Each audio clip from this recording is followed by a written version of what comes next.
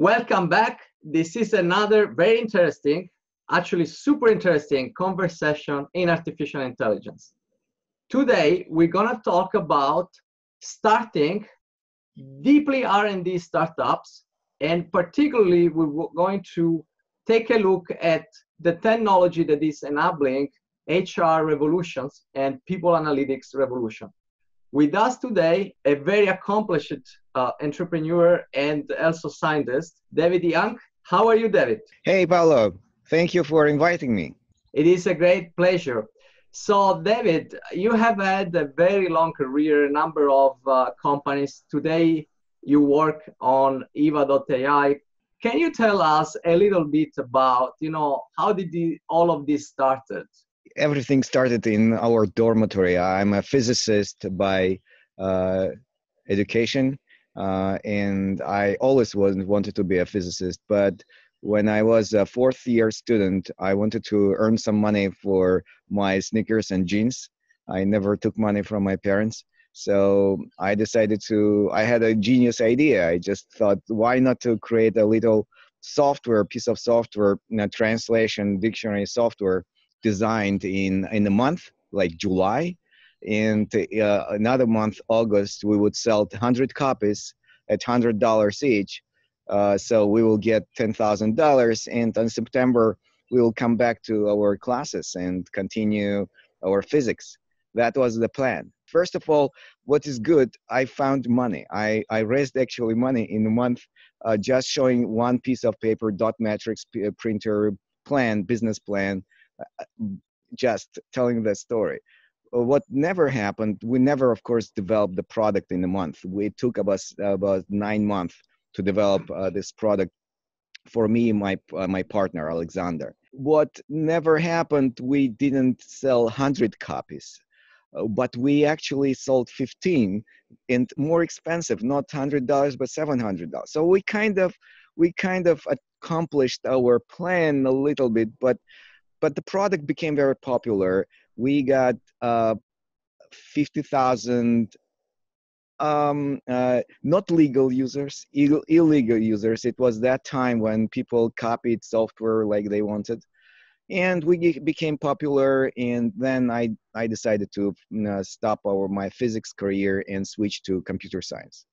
And how long did it take from the moment in which you started to the moment in which you said, you know what, I'm going to do this full time? It took about a year and a half when I came back to my dean of our faculty and said, hey, can you give me some break? And the dean said, no, I will fire you. Let you go, and you will come back and do your PhD thesis when you will be ready. But so I had to make my decision, and my teachers always taught me to do one thing and do it best, devote all your time, and this is what I learned. So starting from 1992, we expand our business. We start developing not just translation, this electronic dictionary software, but also OCR, optical character recognition, and spell checking software. So it was a suite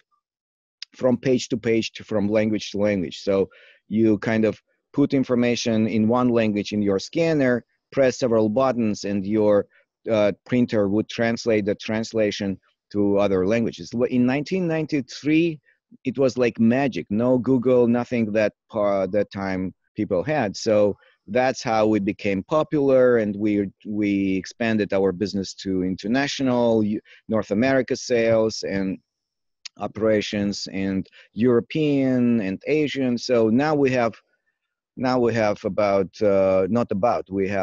offices in 11 countries. We're selling in 200 countries, 50 million users. So ABBYY today is different company, of course. So how did you manage to have the R&D and investing in R&D and the risk of R&D, and at the same time being able to ship product and go to market? When you are doing a new product, when you are you are starting a new company, the biggest error which you can make is to start developing without asking your future user. In Silicon Valley, sometimes people say, fake it, then make it. So you never start something, you never invest in the development before you went to your customer and pretend you have it already. Talk to your customer, make your paper prototype, ask, what if this product exists right now? What you need? And get your NPS scores, get your, this called customer development. Talk to at least 100 your future customers, and take notes and categorize them and see who are those people who gave you 9 and 10 grades, 9 and 10 scores out of NPS question. How likely you would buy this product today, and understand this segment who may give you 9 and 10. So make the product for them, make them happy. Make a niche product, little product with very limited functionality, but which will break everything, which will make this one function better than anything else, everyone else. And that's how you start your technology, and actually not only technology but any business. In your case, the OCR at that time, when you started working on that, the OCR was not really fully mature or fully developed. So I understand you went on and talked to a few customers, a number of customers, and say, if I had this prototype, or if I had this product today, would you use it? How would you use, and so on? When we were building our company, Abby, we had slightly different approach, which is even better than paper prototype. We started reselling other OCR product. We became a distributor of OCR product developed by our partners. And we already knew requirements of the end users. We knew channel partnerships. We knew everything about our partners' needs, what exactly they were okay, and what functions needed improvement. So when we started our OCR development, we knew everything. We had channels, we had brand awareness, and we had customers, and most importantly, we had pure understanding what exactly was requested by the market. At that time, in our times, the poor quality printings was the major problem of OCR. OCR were pretty okay when they tried to recognize good quality printings, but as soon as you took fax machine printings or dot matrix or something else, or photocopy, they couldn't recognize. So we started actually focusing our OCR fine reader to be able to to recognize poor quality printings. That's how we actually became very popular. So you first went to market with some level of product that you produced, but also reselling other ones' products. You developed enough know-how, and then at that point you went and target a specific technology development. Is it still part of your approach? I always recommend to do that. If you have other product to start selling to your potential target audience, try, because you will learn a lot. Many of your hypotheses will not work out, and you will make several pivots before you will start investing in your own development. Development costs money, development costs time. So if you have something to start, start. But when you're doing completely new, something completely new, then it's different. It's sometimes you don't have a substitution product.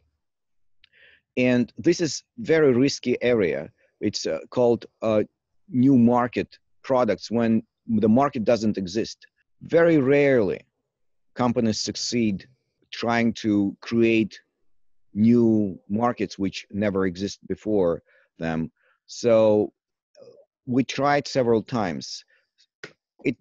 I don't say that it's zero chance to succeed.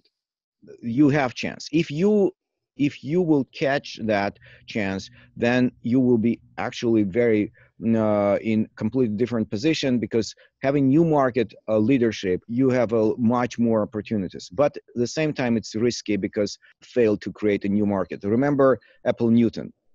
Apple Newton was trying to, they tried to create a new tablet market, but they failed first time. Second time, they didn't fail. At the same time, if you are entering existing mature market, then it's hard to compete with your predecessors.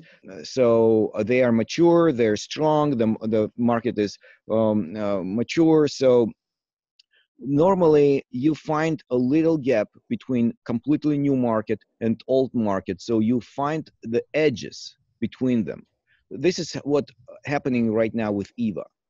Yva is our new AI product, which addresses the problem of employee behavior understanding and engagement understanding, analytics. Did we have such products before? Well, you can say yes, you can say no. Companies have been using annual surveys for many years. Then they started to use pulse surveys, weekly surveys, which also had some significant penetration. But AI people analytics, when computer is analyzing not just answers from subjective answers from employees, but also observing employees' communication and employees' environment on objective data, that is mostly didn't exist before. So it's a very important edge between old market and new market, and that's where you could expect big growth. So this is kind of a use case, but what new use cases the Yva.ai is bringing to the market? Yva is a unique combination between subjective data and objective data. Subjective data, it's feedback of from employees when system asks questions and employees give answers. Objective data, what we call digital footprint or hard data, is actual results of work. Emails sent, messages sent, CRM, Salesforce records, GitHub records, Jira, Asana, all that corporate sources environments when employees store the results of their work. Previously, as I said, when HR and leadership try to understand their employees, and they had to ask. It was not 100% solution because answers are subjective, but when you combine it with objective observation of digital footprints, millions of data points the company leaves in corporate data sources, then you can actually see the real picture. For example, you have a good employee, extremely good person you want to keep, and suddenly this person leaves. It's enormous loss for a company and for employees. It's a problem. Unwanted attrition is a big problem, costs millions, literally $10 million per year per 1,000 people team. So we want to fight with that. We want to keep this good people. So it's everything is observable. Company could be very responsive if company would know that signals in the beginning and change and improve itself. So if I knew that this engineer needs something, I would change it. I want to make him happy, or him or her to make happy. That's how new people analytics technology improving the environment, combination between observed data and subjective data. The big question that I have is why this is possible today and was not possible, 5 years ago. Because neural networks, artificial neural networks became so advanced and so sophisticated that now they can detect that information. Each person leaves millions of data points during a year working with a company. And the changes of that millions of data points impossible to observe by a human. But with the neural network, if it's trained, for example, to detect changes preceding resignation, that became possible. So previously, artificial intelligence technologies and deep learning technologies were not advanced enough to detect those changes. We spent actually 4 years to understand how to build this transformer-based and variation autoencoder-based architecture technologies, which now can look at time series data, and now they are trained to detect little changes which happened before something. Before, for example, closed contract. What salespeople did differently? Well, before a resignation, what little changes happen before resignation? Some of our customers, for example, want to predict accidents for drivers. They have digital footprint of drivers when they drive, and they say before the accidents, people maybe slept, maybe they were tired or whatever, frustrated. Can you look at the digital footprint preceding that accidents? So if you train your neural network, we will actually predict such situations and avoid them. We will save lives. So actually, it's a very, very important area, predictive analytics applied to professional environment.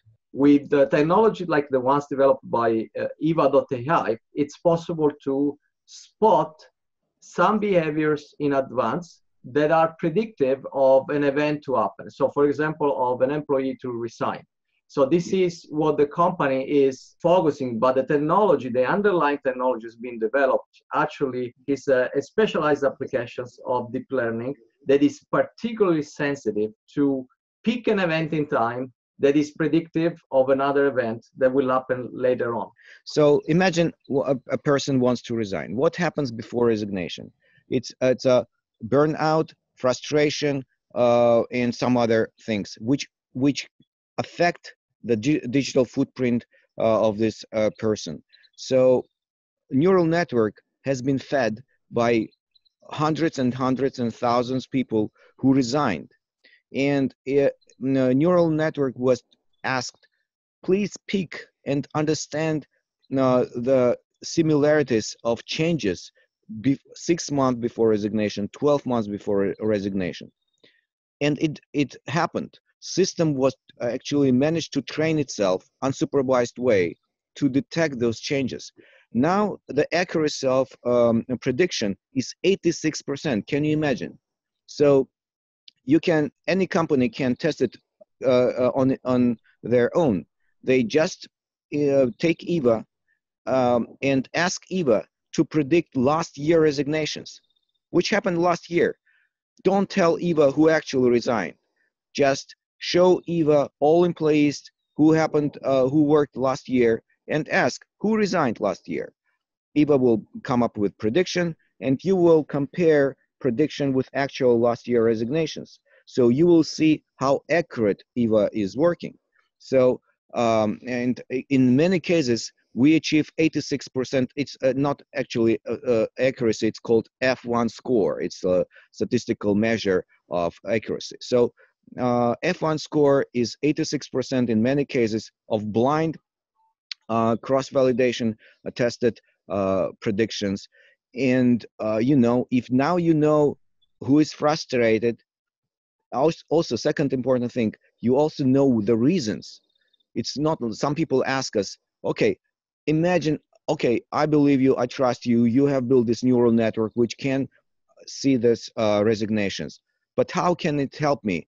If I even knew that this person or this group is going to resign, how can I keep them? How can I retain them? And it's important that Yva is actually bringing the answers, what actual reasons of their frustration.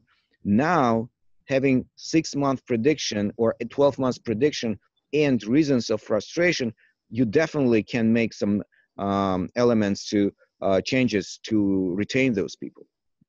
Today we live in the world of what is called narrow artificial intelligence. So basically systems that are able to make decision on their own, learn on their own, but on specific tasks. So we discussed so far that Yva can be utilized to spot if somebody wants to leave the company and what are the reasons why that person wants to leave the company. But you also said that it could be potentially used for predicting when a driver is going to have an accident. That's a completely different field of application.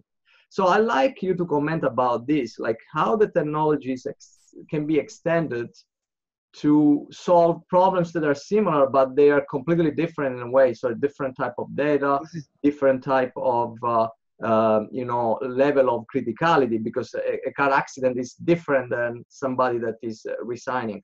A system actually is fed with time series vectors, multi-dimensional vectors of data points, and system doesn't know what features are analyzed.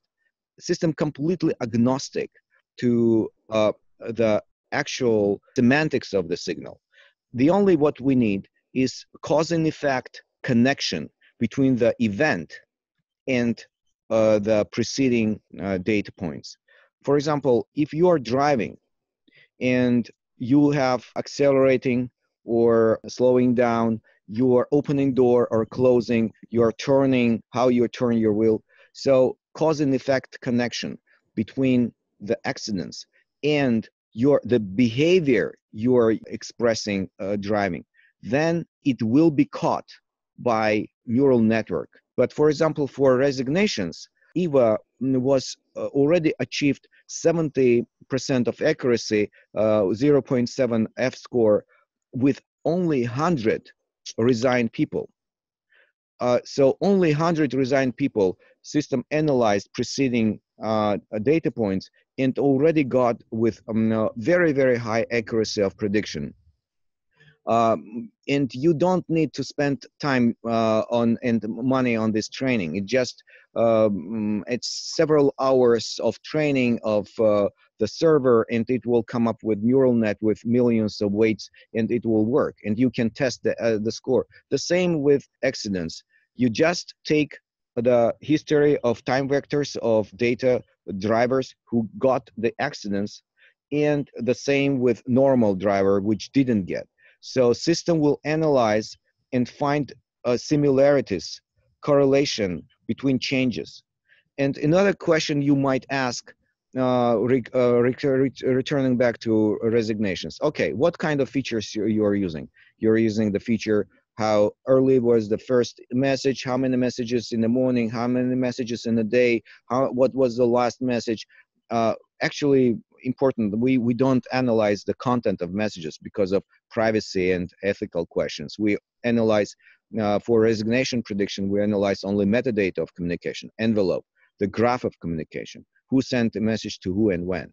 But still, some people objectively speak more. Some people are more silent, extrovert, introvert. Some people start working early in the morning, some people late. For Yva, doesn't matter, because Yva is not looking at absolute numbers. Yva is looking at changes. We call it angular features.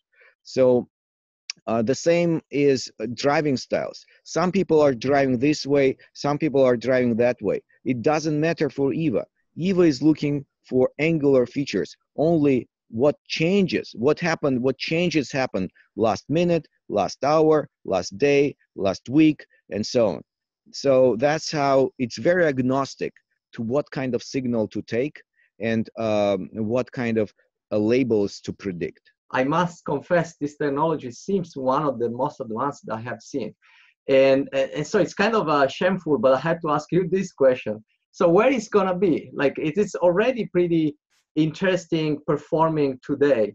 But in your opinion, what will happen in the next few years with, like, where do you envision this technology can go? What type of new use cases can open up?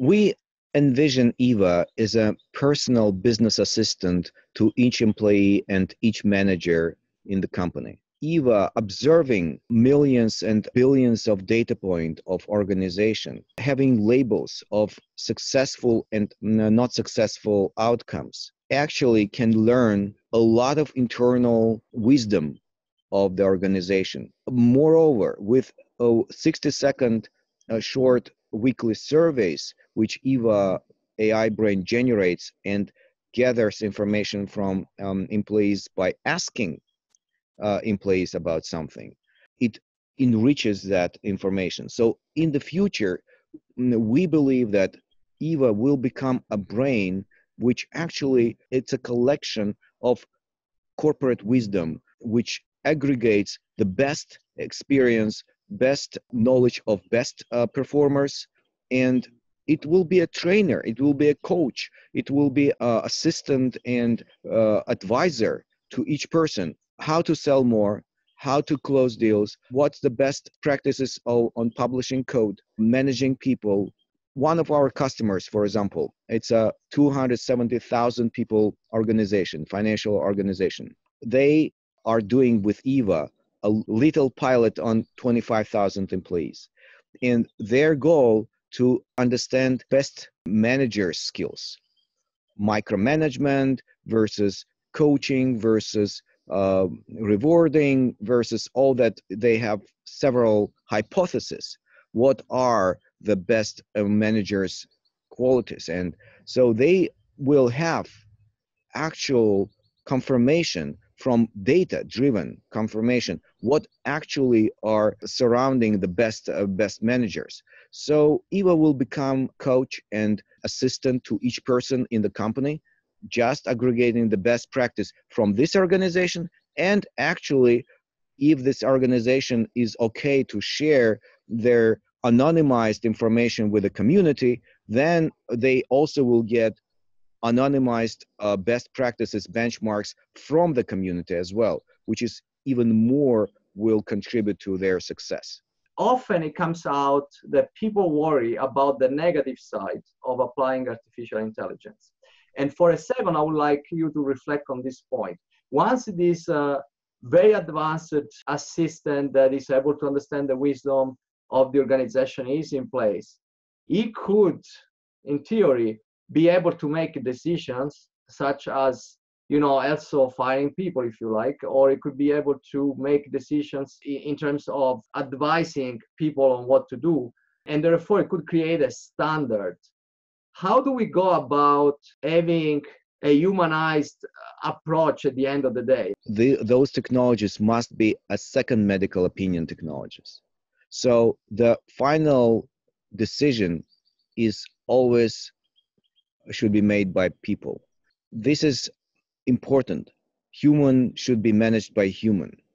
Yva is always a second medical opinion on helping to deliver more information and more context to the table.